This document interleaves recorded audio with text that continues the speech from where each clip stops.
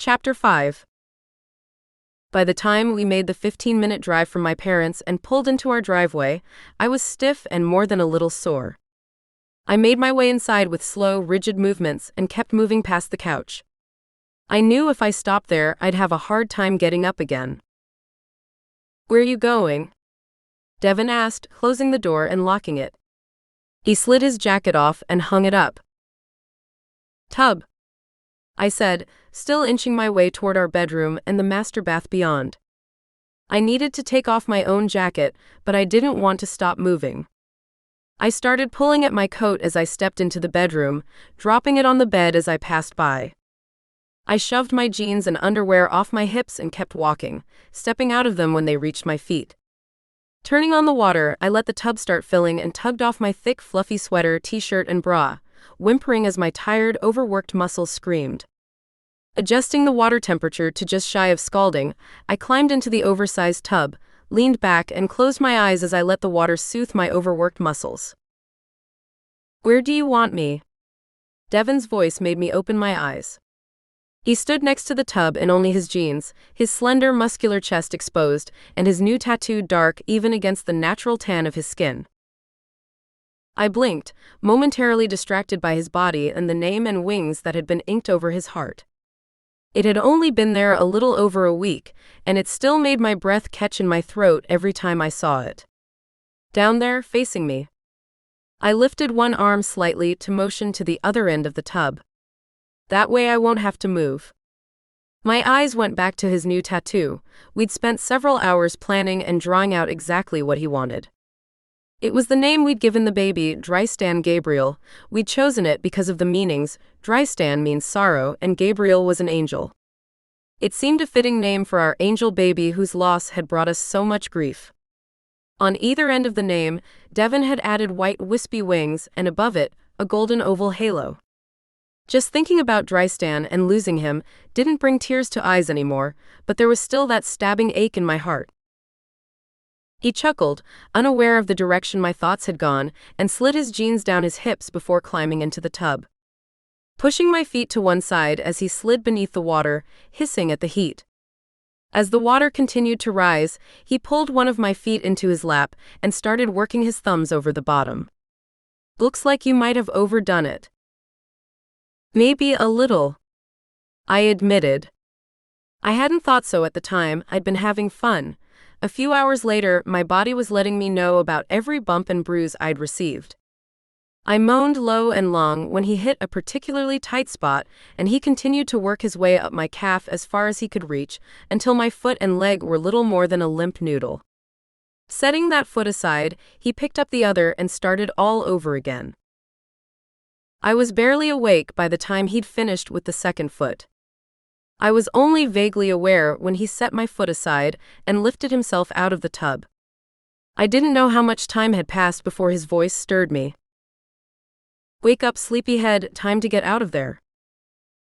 I blinked and tried to push myself upright, noticing for the first time that he'd pulled the plug and all the water had drained away. "Here." He took my arm and steadied me as I climbed over the rim of the tub, then took a soft towel from a nearby rack and quickly but carefully blotted all the water from my skin. I was just starting to wake up when he steered me into the bedroom and into bed. I curled under the heavy blankets, waiting for him. After turning out the lights, he slid into bed beside me and wrapped his arms around me. Sighing with contentment, I drifted back to sleep. I woke the next morning feeling worlds better. The soreness wasn't entirely gone, but it was nowhere near as bad as the night before. I went into the bathroom to wash my face before getting dressed, and found my upper arms and shoulders mottled with yellow and green fading bruises. "Guess I won't be wearing a sundress today," I muttered to myself. "As if," Devin said, coming up behind me. "It's almost February, you need to wear something warm." I glanced at him in the mirror. I wasn't really considering a sundress, but with bruises like these, I can't wear anything that'll expose them. I'll have to dress carefully for a day or two. He placed a soft kiss on the small scar at the bend of my shoulder. It was one of the few scars I had left, and one that would never fade. It was the spot where Devin had bitten me when we sealed our mating. He wore a similar one on his shoulder, from my teeth. His lips touching the mark sent a spark of heat through me. I shuddered, enjoying the sensation as he wrapped his arms around my middle and just held me for a moment. "What's your plan for today?" he asked, pulling away to get dressed. I shrugged, turning away from the mirror and heading for the closet for something to wear. "Work. I've got a couple of shipments that are supposed to be delivered today. I'll have to check them over and contact the clients that the pieces are for. Make a few calls on other pieces I've got leads on, nothing real exciting." "Is Gavin going with you?"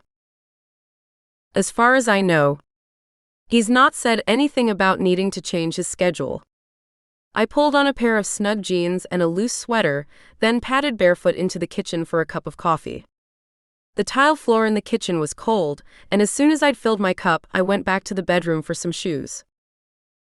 Gavin showed up as Devin was ready to leave for work. I went in the bedroom to finish getting ready for work while they talked for a minute, and he made himself at home in the kitchen. Over the last several months, I'd gotten used to my bodyguard being as at home in the kitchen as I was, and it no longer bothered me that he cooked more meals for Devin and I than I did, except the idea that he might think it was something he had to do. He said he enjoyed it though, that it kept his hands busy. It didn't interfere with his ability to make sure I was safe, so why not? Gavin may have started out as just a bodyguard, but he'd become a friend, a close one, to both Devin and me. When the time came, we both got in his pickup and went to the shop. I could have taken my car, but why waste the energy with two vehicles when everywhere I went he would be going too? The antique shop I worked at, Tumbleweed Antiques, is a Pack-owned business. I'd only been working there about 3 months.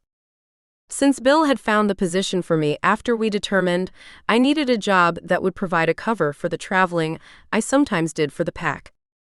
In the last 6 months, I'd made 3 trips to meet with non-shifters. The trips had been worth it.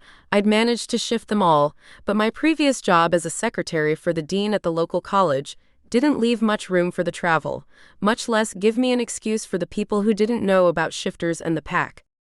Since getting the new job, I'd been working to learn everything I could in order to do my job better. I didn't want it to be just a cover position. I wanted to do a good job, even if it wasn't one I would have chosen. Even though it was a position I probably wouldn't have pursued on my own, I was starting to enjoy it. Gavin parked in the small lot on one side of the building, and I used my key to let us in the back door. The store wasn't open yet, but that wouldn't keep me from taking deliveries or making calls about items I was trying to locate for clients, especially to places in earlier time zones. I'd made several calls, some with no results, but I had a couple of promising leads when I heard the bell over the front door ring. The sound meant one of the salesgirls had come in, and the shop would be opening soon. Realizing I'd been sitting at the desk for almost 2 hours, I stood and stretched. Sitting there going through listings and chasing down pieces had let my muscles seize again. Needing to move around, I headed out to see who was working today. I opened my office door and stepped into the storage space at the rear of the store to find Gavin doing push-ups a couple feet away. "Bored?" I asked, one brow lifted. "Not anymore." He pushed himself to his feet. "What's up?" "Nothing much. I heard the front door and thought I'd go see who's working today." "You could just look at the schedule." "That would be no fun." I headed for the front of the store, knowing he would be close behind. I glanced around the main shop. The sign on the front door said open, which meant the other side still said closed. No one else would be around for a little bit, that suited me fine. At the front counter stood Rissa. She was a few years younger than me, with long blonde hair that she had pulled up into a high ponytail, and the bright blue streak behind her right ear was exposed, stretching up under the rubber band, then trailing with the rest of her hair. She turned when she heard me come into the room, and her face split in a wide smile. "Hi," she said. "I saw the truck and figured you were busy in the back." "I was, but I've been at it a while and I needed a break." "How was your weekend?" "Good." Her smile changed. It somehow became more intimate. "I went out Friday night, had a great time." Did Rain take you somewhere good? I said, bending to lean on my elbows on the counter. She looked at me a moment, startled, then popped open the cash register and started counting the till, making sure whoever had closed on Saturday hadn't miscounted. Yeah, he's great. I really like him. But? I hinted, not really expecting her to say anything. I was teasing more than anything. She sighed. I really like him. I mean, really, really. I'm drawn to him like I've never been to anyone else. But you know that telling humans about us is risky. You never know quite how they'll react, and even if you think you do, you're often wrong. She closed the drawer with a bump of her hip and looked across the room. I don't know if I could handle the rejection after finding out what we are. Her voice had gone soft. Do you think he could be a potential mate? I asked. She shrugged. I want to touch him all the time, sink my teeth into him when we get close, but I don't know. It certainly sounded like they were potential mates. The idea thrilled me. My brother needed someone who would take as good care of him as he took of everyone else. I'll let you in on a secret if you like. I stage whispered, leaning across the counter. It was all for show. Gavin already knew what I was going to tell her. Besides, even across the room, I'm sure he heard the whisper as clearly as if I'd spoken out loud. What? She asked, breathless, her hands falling to the counter, the cash grip there forgotten. Rain already knows about us. I stood upright, a big grin across my face. What? How? She looked shocked. Does the Aniquitos know? I laughed. Of course Bill knows, but I'll let Rain tell you how. She stood there, blinking a moment, then moved around the counter and pulled me into a hug. You've made my day. She squeezed me again before releasing me. Glad I could help. I flashed another smile. I'll let you get back to getting ready to open. I just wanted to move around for a few minutes and see how you were doing. I went back to my office, Gavin falling into step behind me. You enjoyed that, didn't you? He asked once we reached the rear storage area. What? Snooping into your brother's life and teasing her before you told her. I grinned. Well, yeah. Why else would I have done it? He smiled back, then pulled me into a quick hug before releasing me again. What was that for? I asked, confused. I couldn't resist. You look so happy for a change. I'm glad to see the old you making a reappearance. My smile faded a little, but I caught myself. Shaking my head, I went back into my office and back to work. After lunch, I was engrossed in used furniture listings on the web when the intercom system buzzed. Yes? I asked, not sure if Rissa was still on shift or if someone else had come in. Nickie, can you come up here for a minute? Rissa's voice was clear over the line. There's someone here asking to see you. Sure, I'll be right there. I glanced around the room, making sure it was neat and nothing needed to be put away before I could bring someone back should I need to, then headed to the front. In the storage area, I frowned, realizing Gavin wasn't there, but as I reached the doorway to the storefront, I saw he'd already gone in there. Pasting a friendly smile on, I moved to join them. There were only 2 people in the store, other than Gavin and Rissa, and they were both men I didn't recognize. They were both big, at least a couple inches over 6 feet. One was a little taller than the other and blocky. He looked like he carried a lot of muscle, but there was a thick layer of fat too. His long blonde hair was pulled back into a ponytail low on his neck, but his long bushy beard hung free halfway down his chest. The shorter man was darker, thinner, though not lacking in muscle. He wore his light brown hair cut short and a neatly trimmed mustache and goatee. They both wore nearly identical outfits, casual but still nice. Dark jeans, which meant they were new or nearly so, and polo shirts that were different shades of red. I caught Gavin's eye for just a second, making sure he wouldn't stop me for some reason I didn't know before approaching the 2 men. Hi, my name is Nickie Wilson. I understand you're looking for me? I offered my hand, waiting for one or the other to shake it, and caught their scent. They were Kitsune, or lived closely among some, but not our pack. While I'd been meeting more and more of the pack, there were some I didn't know yet, but scent told me these two weren't ours. They weren't wolves, but I wasn't familiar enough with other animal forms to place what animal form they had. Wilson? We were told we were looking for the shorter man checked a piece of paper in one hand. Nickie Daniels? Daniels is my maiden name. I got married a couple months ago. Just wanted to be sure I had the right person. Nice to meet you, ma'am. The shorter man took my hand and gave it a brief shake. My name's Bo Guidry and this is my brother Besson. He motioned to the man beside him. Besa? I asked, never having heard the name before. He repeated the word again, continuing with, "It's Cajun for twin," he said with a smile. I looked back and forth between the two men again and realized they resembled each other. Their hair was different, and the obscured faces had kept me from seeing it right away. I felt my smile grow. It's nice to meet you both. How can I help you? I have something I'm looking for, and my friend Donovan Reese told me you were the person to help me find it. Bo said. I picked up a hint of something almost southern in his voice, but not southern. It was somehow different. It was his words rather than the accent that hinted at why they were here. Chances were they knew a non-shifter and wanted to see if I could shift them. I have an office in the back room. Would you like to come back, have a seat while we talk about the details? I turned to Rissa. If anyone else comes in for me, ask them to come back tomorrow, please. You got it, she said with a pleasant smile. This way, please. I turned and led the two men to my office, Gavin going ahead of me, stepping out of the way in the storeroom so he could watch as we passed. Right in here. I opened my office door and let them inside. Gavin followed and moved quietly to an extra chair on one side of my desk that we'd put there just for him. Please have a seat. I invited.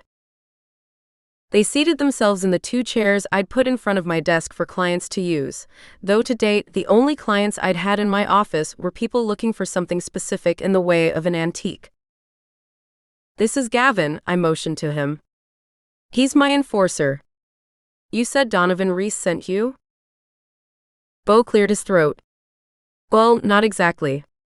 He shifted in his seat. I said he recommended I talk to you. I was confused, but I was careful to keep a smile on my face. What did he recommend you talk to me about, that you come all the way from Louisiana? I lilted the last word so it was a question. Bo nodded. Instead of just calling? I finished the question. He said you shifted him, Besson spoke for the first time.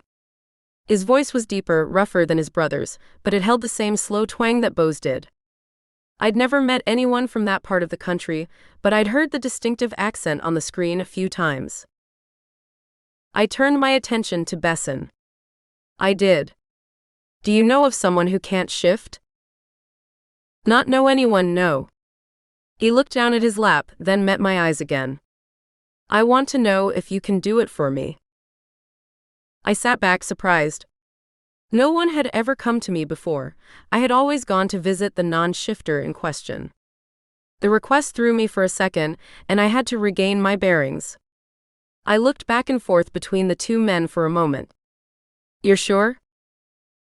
I made the trip, didn't I? Besson gave me a half-irritated look. I watched him a moment longer. What if I can't shift you? Continue as I have. He shrugged. It's a dream, something I'd like to do, but I'll survive if it can't be done. I tried to read him, to see if I could sense his animal form while he sat there. I usually had to touch someone, even something as small as a handshake would do, but I hadn't shaken his hand. So far I had only touched his brother. To give myself a little time to see if I could get a better read without having to touch him, I leaned back in my chair and made small talk. Do you mind if I ask how you know Donovan? Met him years ago, ma'am. Besson spoke up. Our bush had a meet-up with his pack. We found that we were both non-shifters and bonded some while everyone else was out running. We've kept in touch. I frowned for just a moment. Bush? Pack, clan, whatever. We Fox call our groups bushes. Fox? I said, slightly mystified. It never really occurred to me there are fox shifters too. Bo frowned a moment, a crease appearing in his brow. Why else would we be called the Kitsune? The word itself means fox. His voice said he thought it was obvious. I gave a short laugh. See, I didn't even know that. I'm afraid it's all still pretty new to me. I didn't know anything about the Kitsune or any of this until last summer. Bo looked intrigued. I suspected he wanted to ask why, but he refrained. I've asked some people around here why we're called Kitsune, but no one seems to know. I continued. I'd be thrilled to hear whatever you can tell me. Bo took a deep breath and leaned back in his seat. Here's the way I've always heard it. The first council president was a fox. He's the one who pushed to get a unified shifter government established. Part of that process was getting all the different animal forms together and to agree on things. The first thing they agreed on was to call us all Kitsune in honor of all his hard work. I'd never heard the word before I found out about shifters. It's a Japanese word and like I said, it means fox. Folklore says a Kitsune is a fox spirit. There are tales of fox shifters from all over that region. Most are like Native American coyote tales, a trickster with generally evil ways. Some tales say the fox is a shapeshifter, usually those grant the fox 9 tails. He smiled. While we don't have 9 tails, we've had to be pretty cunning to hide among humans and keep from being discovered for all these centuries. I was quiet for a moment. I like that. Not only does it make sense, it honors tradition and the man who pushed to unite us all. That it does. Bo agreed with a nod. I took a deep breath. I knew if I gave it enough time to get to know Besson, I could tell if he had an animal form without touching him. It wouldn't matter if it was hidden so well most couldn't find it until he'd shifted for the first time, but it was taking longer than I preferred. Besson, I turned to the man who looked more like a mountain man than anything else. If I were to spend a good amount of time with you, I would instinctively know whether or not I could shift you. I get the feeling you don't want to be here a couple of weeks to get to know me that well. He looked down, then met my gaze again. Honestly, I'd rather not, but if I need to, I'll do it. What if I were to tell you there's a much easier way? That I can tell if I can call your fox in just a couple moments. I'd jump at it. I smiled. Even if I said you had to strip naked and dance in the town square at noon? I couldn't resist the urge to tease him. He blushed bright red. I'd do it.